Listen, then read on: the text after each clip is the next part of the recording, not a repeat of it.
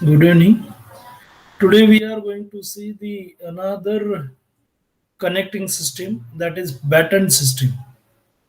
So already we are with first system, that is lacing system, and in this we have seen two types or two lacing systems. One that is single lacing system, and second we have seen that is double lacing system. Today we will go with baton system. We can have this clause number 7.7. So 7.6 we have for laced columns, and 7.7 we have for battened columns. So now again we are in the same clause, that is my RZZ should be less than RYY, or RYY should be greater than RZZ.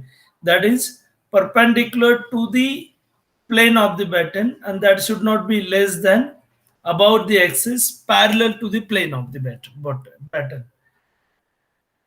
Now again we have that number of battens. This is most important in this. So you have to see this. The number of battens shall be such that the member is divided into not less than three parts. And when we have to go for not less than three part, means we have to provide minimum two battens. So if we will provide minimum two battens, then our column will be divided into three parts. So where the member is spread in the spaced and proportionally uniformly throughout. So this is again most important. Uniformly throughout. Same we are as lacing. Now we can have diagram. This is given in IS 800 2007, and that is figure 11, batten column. So we have batten on both sides. So ZZ, it is in the plane, and YY, which is perpendicular to the plane. So we are going to get YY in this fashion. ZZ we have in this fashion. Then we have effective length. If you see in laced column, so try to understand, compare this in laced column, we have this value, that is 1.05. So we are going to increase by 5%. What will be in batten column? So in batten column, we have to increase by 10%. So increase by 10%, that is effective slenderness ratio. So we have to increase it by 10%, that is 1.1 times the KL upon R naught value. Then we will go with batten system. So first we have depth of battens. We have to use clause number 7.7.2.3, depth of end batten. So we have two battens, that is at top and bottom we are going to say that as end battens, and in between these we are going to say as intermediate battens. And the clauses are different, that is for depth we have different clauses. So now you can see this. So here clearly mentioned that the end batten, those at points where the members is stayed in its length, shall have an effective depth. Now try to understand this. So effective depth longitudinally lot less than the perpendicular distance between the centroids of main members. Centroid means if we have in this fashion, and centroid we have, that is CYY. Then we are going to get this distance, that is equal to S plus 2CYY. And that we are going to get distance between the centroid, and that value we are going to consider depth of end battens. So we have DE greater than distance between centroid of members. So if we have these columns, we have, that is back to back. If I have column face to face, then we are in the little bit change. So we are going to be in this fashion. So we have this as CYY now. So what will be, we have this distance. So we have this distance, that is equal to S plus 2B minus 2CYY. So try to understand this face to face and back to back.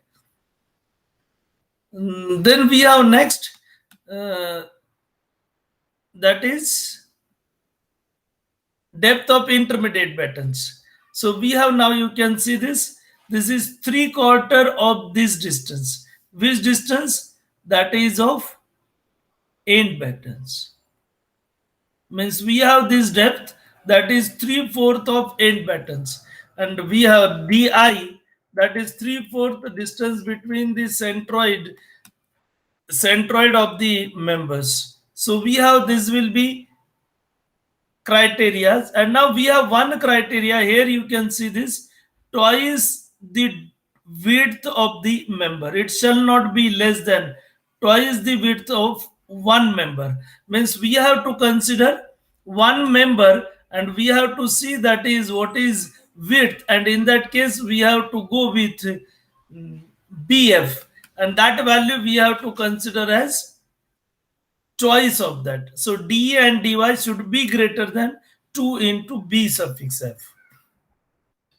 Then we have thickness of batten. Now you keep in mind this value that is given 1/50th of the distance between the innermost connecting line of rivets. Means here, if I have single bolt, then my value will be s plus 2g. If we have this channel as back to back, and if we have channel face to face, then we have this will be s plus 2b minus 2g, and that will be, we have to consider distance between innermost connecting line of bolts or welds to the main members. So keep in mind 40 we have for single lacing, 1/40 single lacing, 1/50 we have double lace, sorry, 1/60 we have for double lacing, and then 1/50 we have that is for battening. So these are the values we have to use to determine the thickness. So now we have spacing of battens. So now here you can see my spacing of battens, that should not be either greater than 50 or 0.7 times the slenderness ratio of the member as a whole about ZZ axis. So already we have considered this 10% larger, that we have to consider over here.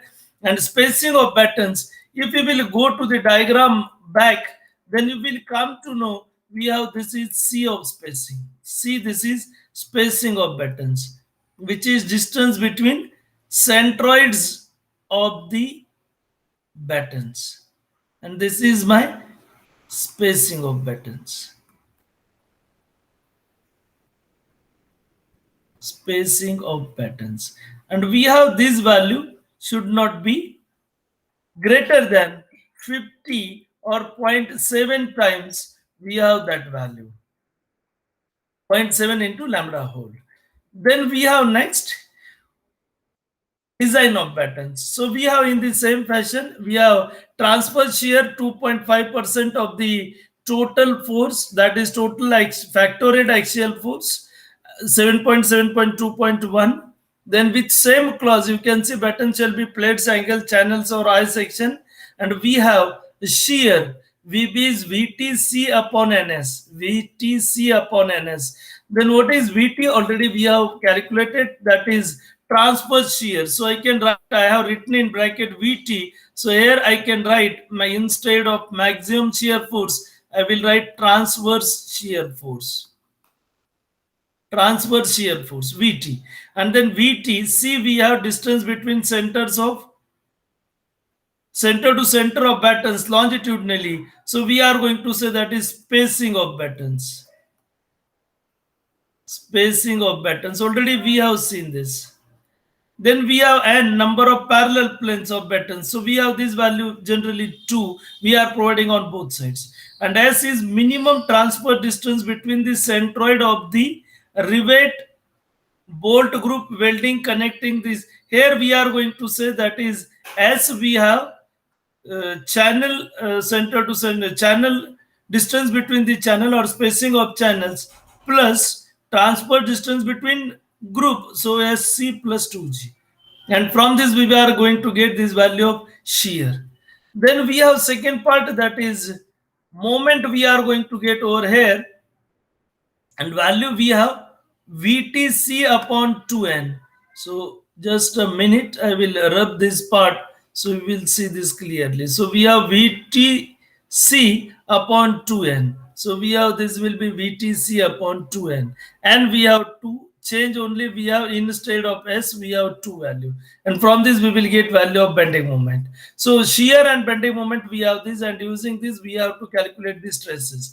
Now we have this length of batten. Length of batten we have S plus 2 BF. So we are going to say that end to end of the channel we are going to provide it. That means we are in this fashion. Then also we have this total, and if we are in this fashion, that is one back to back, another face to face. In both case, my value that is equal to S plus 2 BF. And as we are going to say over here, that is spacing of channels. Then we have shear stress. So shear stress, we have cross-sectional area. So if you will see batten, then we have batten in this fashion. And then we have shear stress. So we have to use this one. This is my axial force. And the shear, we are going to shear force. And then we are going to use that is T into D. This will be my cross-sectional area. And that we have T into D. Now bending stress we have I is TD cube by 12. And then Y we have D by 2. And section modulus Z is I by Y. And then we have TD cube by 12 divided by D by 2. And then we will get this value as TD square by 6. So we have this value actually TD square by 6, which is section modulus.